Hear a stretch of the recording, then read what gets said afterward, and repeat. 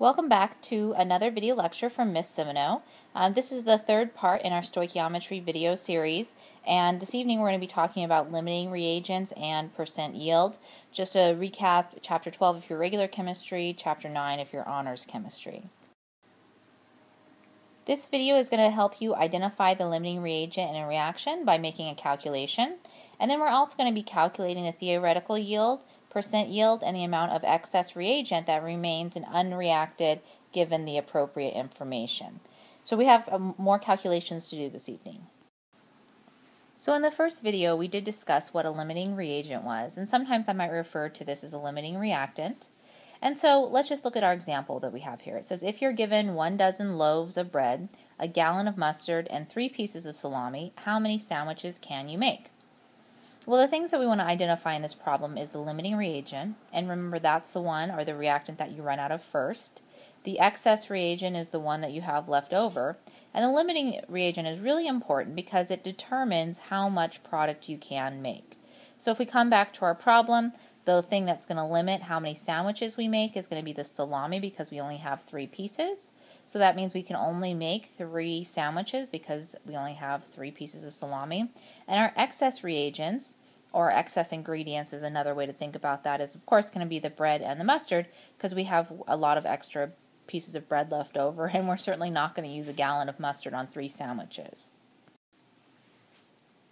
So one of the common problems that you're going to see in this section, it'll ask you, how do you find out which is limited? So basically we're saying which reactant or reagent is our limiting reactant. And so we can do that by finding the chemical that makes the least amount of product is going to be our limiting reagent. Just like the salami prevented us from making more sandwiches in the last example, so whatever chemical is going to make the least product is going to be our limiting reactant. So you can recognize the limiting reagent problems because they will be given, they'll give you 2 amounts of chemicals. And then so that means that you're going to end up having to do 2 stoichiometry problems, 1 for each reagent given. So one of our first examples for limiting reagents is where we're going to take copper and sulfur and form copper 1 sulfide. And our problem reads 10.6 grams of copper reacts with 3.83 grams of sulfur, and it's asking for how many grams of copper 1 sulfide will be produced. So we're going to go ahead and have to calculate the mass for using 10.6 copper, see how much copper 1 sulfide we're going to produce, and then do the same thing using the 3.83 grams of sulfur and seeing how much copper 1 sulfide will be produced. And whichever one's producing the least amount, we'll know that one is the limiting reagent. So let me go ahead and set up the problem. So the way that I set up the first half of this problem is I took our given, which was our 10.6 grams of copper. I knew I was going to have to convert it into moles of copper, so I used the molar mass of copper, which was 64. And then I left this blank so we could go over this together. Now here's where we have to plug in our mole ratio. And so the value that we are going to plug in here, we need to look at the coefficient in front of copper 1 sulfide, and there's obviously nothing there, so it's a 1. Then we look at the coefficient in front of copper, and we see that it's a 2, so I'm going to plug a 2 there. So that's how we're calculating that mole ratio. So let's just kind of backtrack here. So my grams of copper is canceling out, my moles of copper is canceling out. Now I'm into our moles of copper 1 sulfide, but those also are going to need to cancel out because I need to get into grams of copper 1 sulfide. And the molar mass of copper 1 sulfide is 160 grams. I just took 64 times 2 plus 32 to get 160.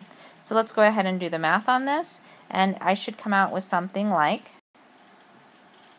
13.3 grams of copper 1 sulfide. So now I'm going to need to set up a very similar problem, but this time using the 3.83 grams of sulfur. And so notice that this problem is set up very similar. I'm taking my given, I'm getting it into moles of sulfur, so I'm canceling out the grams of sulfur. Again, I've left my mole ratio here blank so we can work through it together. So we said that there is a 1 coefficient in front of our copper 1 sulfide, and if we look in front of sulfur, we'll notice that there's also no coefficient, so we put the 1.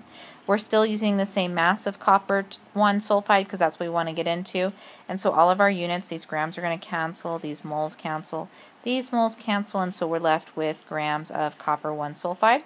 We do the math on this one, and we should come out with a value of 19 grams of copper 1 sulfide. So obviously this value here is smaller than this value down here, so that makes copper, and I don't know where I want to write that, I'm kind of running out of room. Copper is the limiting reagent. And we also, so you'd want to indicate that, but we've also figured out the mass of copper 1 sulfide that would be produced. So those are the two things that we were looking for in this problem. So here's another example problem that you can work through. Notice that the answers are also given, and then there's also a challenge problem down here that you might want to go ahead and try out. If you have any questions, I can go ahead and go over this in class, just remind me.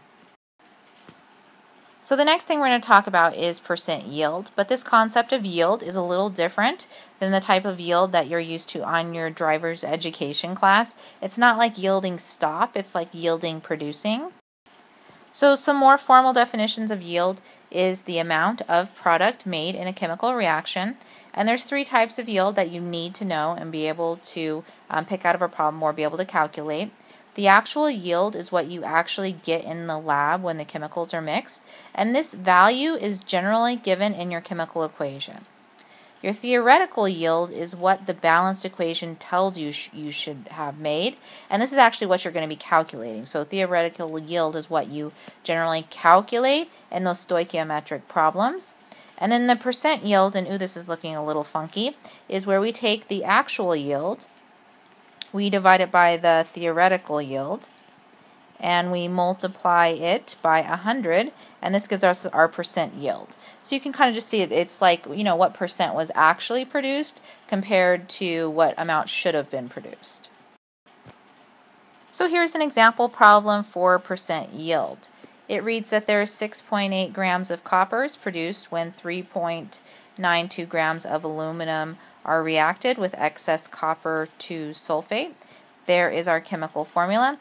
So now here we have these 3 questions that are super important.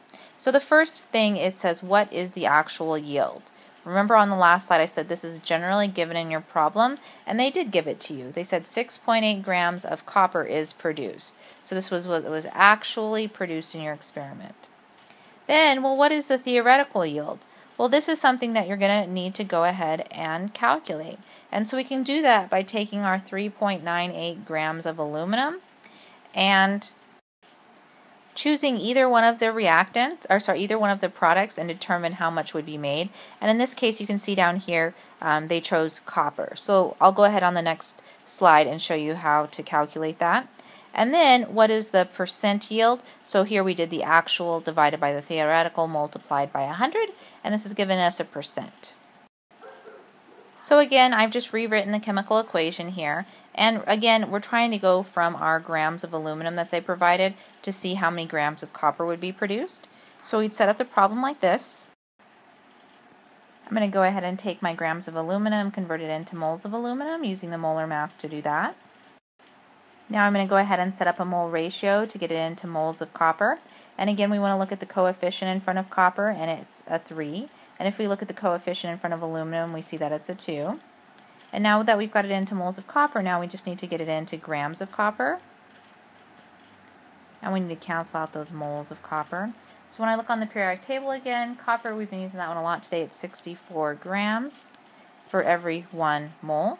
So if we do the math on this, we're going to find that it is 13.8 grams of copper is what we think or theorize should be produced. But they already told us what our actual value was, and that was 6.78 grams of copper. So that's our actual. I'm going to divide that by our theoretical here. I'm going to multiply it by 100, and I'm coming out with a value of 49.1% is what our theoretical yield is. So as I was mentioning, percent yield is an important concept because it tells us how efficient a reaction is. Percent yield cannot be bigger than 100%, so if your value comes out to be bigger than 100, you know you've set something up wrong. The theoretical yield will always be larger than the actual yield. And why? Well, why is this the case? It's due to the impure reactants competing side reactions, loss of product in filtering or transferring between 2 containers, and maybe also poor measuring. And my classic example is cookies. You know how like your cookie recipe always says it will produce 2 dozen cookies, but it never seems to produce that many. And so for me, there's reasons like I'm eating the cookie dough, the kids stole a cookie, I didn't scrape the bowl correctly. So there's some errors that we can do while we're doing the experiment that would make it so we're not producing as many as maybe the package or we theoretically think we should be making.